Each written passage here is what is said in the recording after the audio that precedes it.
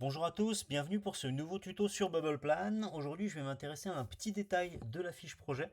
Il s'agit de la météo projet. Alors, comme je dis petit détail, ça veut dire que vous avez un tuto vidéo qui vous explique tout les tenants et les aboutissants de la fiche projet. Mais là, je vais m'intéresser à la logique de la météo projet, qui est un de nos éléments de management visuel et de reporting. Vous pouvez aussi donc, pour le coup, vous référer au tuto transverse sur le management visuel. Et donc, notre météo, elle va tout simplement se situer dans la fiche projet. Quand je vais dans la fiche projet, je vous invite à retourner voir ce tuto-là. Vous avez ici ce qu'on appelle les points de suivi du projet. C'est donc ça, nos points météo.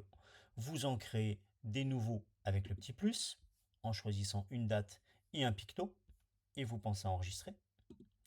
Et là, j'en ai déjà deux de créés.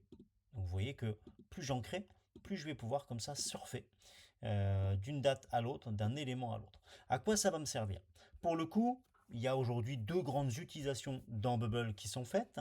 La première, c'est celle que je montre ici, c'est d'avoir un point météo qui sert de reporting. Ça peut être un point hebdo, un point mensuel, un point trimestriel, peu importe. Le chef de projet, qui est le seul avec les administrateurs de compte ou les administrateurs du projet qui va pouvoir renseigner ou modifier ce point de suivi météo, va comme ça pouvoir à date venir modifier ou renseigner le nouveau point météo, donc cette nouvelle référentielle de reporting.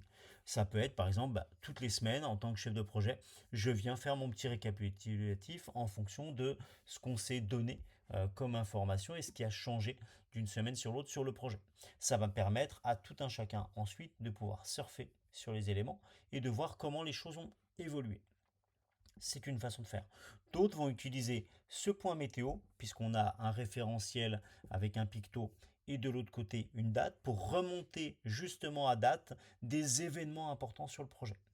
Donc ils vont tout simplement remonter une problématique, un changement majeur, et donc c'est ça qu'on va venir tracer derrière en suivant les différentes dates et donc les différents éléments météo liés à ces dates.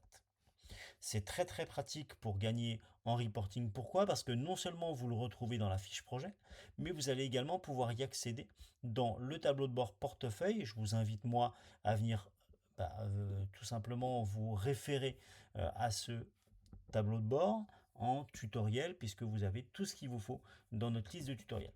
Là, j'ai filtré tout ça. J'ai tous mes tutos, mais j'ai également donc filtré pour voir les météos. Et comme vous le voyez, l'intérêt c'est que il suffit de survoler le point météo, le picto de la météo, pour avoir le dernier point enregistré par l'outil dans la fiche projet. Et donc c'est très pratique parce que vous allez pouvoir faire un reporting comme ça facile. La direction vient dans ce tableau de bord-là, survole. Elle sait s'il est utile ou pas de faire un point, de faire une réunion. Et vous allez comme ça limiter les sujets de transfert d'informations, le risque de perte d'informations et surtout gagner du temps pour éviter la réunionnite aiguë. On fait tous trop de réunions. Donc le fait de faire un petit point météo avec votre reporting dedans toutes les semaines, tous les mois, vous voyez, ça remonte automatiquement. Si tout se passe bien, il n'est pas utile d'en parler en réunion. Et donc, vous faites gagner du temps à tout le monde, vous y compris en tant que chef de projet. À partir d'ici, je vais aussi pouvoir cliquer pour accéder à ma fiche projet. Et donc, je retrouve mon point météo. Je peux donc voir ce qui s'était passé avant ou en recréer un autre si c'était utile. Donc la météo projet, c'est un élément de reporting essentiel qui fonctionne sur la logique de management visuel avec 4 pictos qui correspondent à la météo, le soleil, les nuages, la pluie et l'orage.